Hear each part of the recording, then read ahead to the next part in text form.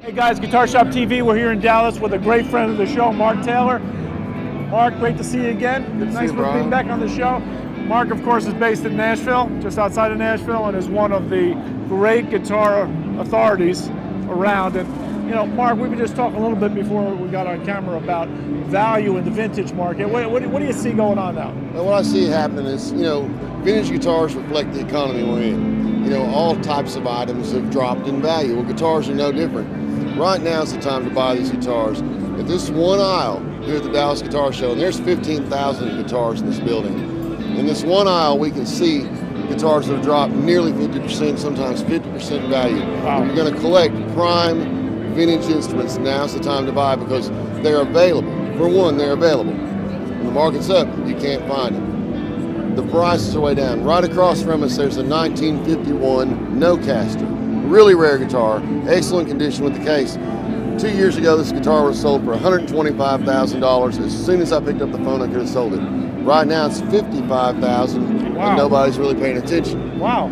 Across from us in the next booth is a Sunburst Les Paul in excellent condition, 1958, the holy grail of electric guitars. This guitar would have sold for better than $275,000 a couple years ago. The guitar just sold for $150,000. Wow. Yeah, it's amazing the values. Right behind us, I have a red 1965 Stratocaster. Take a look at that one. Wow. L serial number. You can see the condition is beautiful. Gorgeous. That guitar actually did sell 2 years ago for $30,000. I have it right here today at $17,985, and I'll work on the price. Wow. All us dealers are the same. We have to sell guitars to stay in business, whether they're up or down. We may not like it, but it's good for the consumer. Same thing with the basses you see here.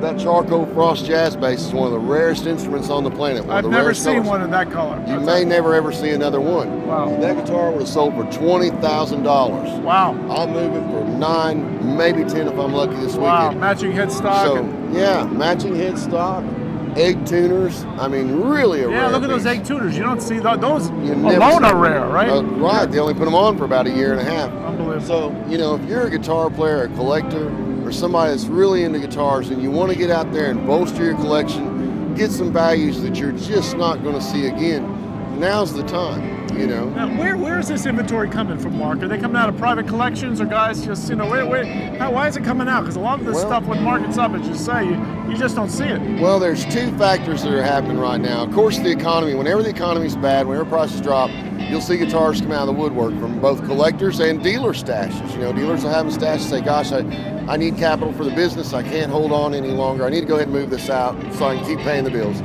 Another thing that we'll see, and this is going to be a longer term effect, is that the baby boomers who collected all these guitars, stored them away, they're starting to age. So those guitars are going to have to find a new and different market. The world market's heated up a lot more. These guitars get sold all over the globe now, whereas it used to be kind of tough for any one group or any multiple groups to buy. The Japanese bought a lot of guitars, but now I see myself shipping guitars all over the world and to a lot of countries and areas where there wasn't a market before. So where are you seeing demand now? I'm seeing lots of demand in France, Czechoslovakia, Russia. Wow. So there's folks that didn't have the opportunity to collect, who knew about the guitars. Now they've had some advantage in the marketplace that they work in. They're making more money now. As our economy's down, there's a little more up. And they're saying, okay, I can take this opportunity and buy something I want.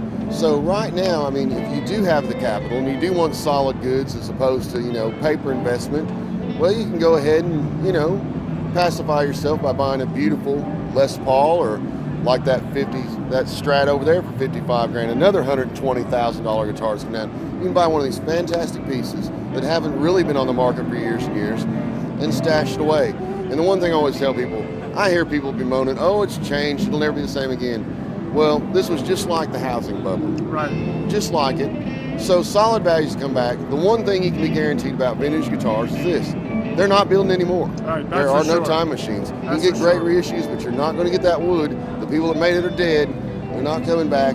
So if you want a piece of that history, if you want the finest guitars made from the golden era, right now is the time to go ahead and spend the money. I've been coming to this show for well over a decade, every year, and I'll say that this year there's a selection of instruments unparalleled.